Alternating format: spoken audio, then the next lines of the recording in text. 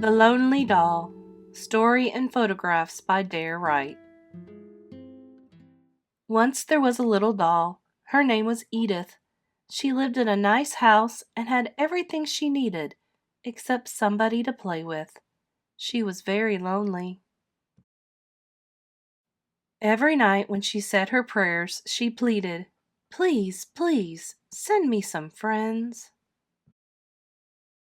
Every morning when she ate breakfast all by herself, she sighed and wished for company. Every day when she fed the pigeons, she'd beg, "Please stay and talk to me." But the pigeons just ate and flew away. Then one morning, Edith looked into the garden, and there stood two bears. The big bear bowed. "You must be Edith," he said. "I am Mr. Bear, and this is Little Bear. We've come to be your friends." Edith clapped her hands with joy. "You must have found me because I wished so hard," she cried. Mr. Bear gave her head a kindly pat. "Just wait and see what fun we'll have," Little Bear whispered in Edith's ear. She had never met any bears before, but she liked them at once. And from then on, Edith was never lonely again. Little Bear was right. They did have fun. Of course, Mr. Bear made Edith and Little Bear do their lessons every day, but there was lots of time left for adventures. When they were good, Mr. Bear took them all kinds of interesting places. They went to the park. They went to the beach. They went fishing. But when they were naughty, Mr. Bear had to scold them. Because they got too dirty, or climbed too high, or went too far away alone. One rainy day, Mr. Bear left Edith and Little Bear home by themselves. "Now don't you get into any trouble," he said. "I hate rain," Edith grumbled crossly. "Why couldn't Mr. Bear take us with him?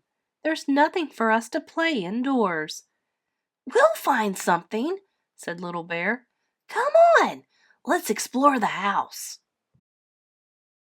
They discovered a beautiful dressing room with a big mirror. Edith climbed up to look at herself and got very cross indeed. "My hair looks dreadful, and I'm tired of this old dress," she muttered. "Look what I found," called Little Bear. "A whole closet full of clothes. Let's dress up." "Oh, let's," agreed Edith. "But first, I must do something about my hair." She tried making it into a knot. That looked very grown up. "Try a flower," offered Little Bear. He snatched a rose from a vase. All the water spilled, but Edith didn't care. Then came high-heeled shoes and a ruffled petticoat and a hat with roses and ribbons. And Little Bear discovered the jewel box. Finally, they stopped to admire each other. "All you need now, Edith, is lipstick," Little Bear said. "Oh, I'd never dare," Edith worried. "You know what Mr. Bear would say." "Who cares what Mr. Bear says? I don't," cried Little Bear. He grabbed the lipstick and scrawled all across the mirror, "Mr. Bear is just a silly old thing." So on went the lipstick, but in the mirror Edith saw Mr. Bear watching. "Just look at this mess," he said sternly. These things aren't yours, and you know you're too young for lipstick, Edith." "I am not," replied Edith, "and I don't care what you say anyway. You're a silly." "I may be silly," Mr. Bear answered, "but I know when a naughty little girl needs a spanking." Little Bear couldn't watch. He was afraid his turn was next. He was right.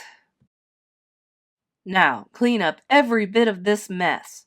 And Edith, stop that crying," Mr. Bear ordered sharply as he left. But Edith went on crying as if her heart would break. "Oh, stop it," grumbled Little Bear. "Isn't it just like a girl to cry because she gets spanked?" "It's not that," Edith sobbed. "I'm scared." "Scared?" Little Bear snorted. "Scared of what?" "Mr. Bear's so angry," Edith wailed. "What if he goes away and takes you with him? I'll be all alone again." Little Bear didn't like this idea at all. "You stop crying, Edith," he coaxed. "I'll put all the clothes away. I'll even tell Mr. Bear I'm sorry." Edith and Little Bear worked so hard that everything was tidy in no time. They found Mr. Bear reading his paper. "Well?" he said. "I'm sorry," Edith said softly. "I don't really think you're a bit silly." "Yes, we're sorry," admitted Little Bear. "And we cleaned everything up." "And we won't do it again," declared Edith. "Well now," said Mr. Bear, "in that case, I think perhaps we can forget all about it." "Oh, thank you, Mr. Bear," cried Edith, hugging him. "I do just love you.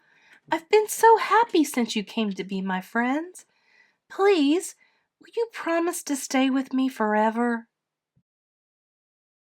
"Yes, forever," promised Mr. Bear solemnly.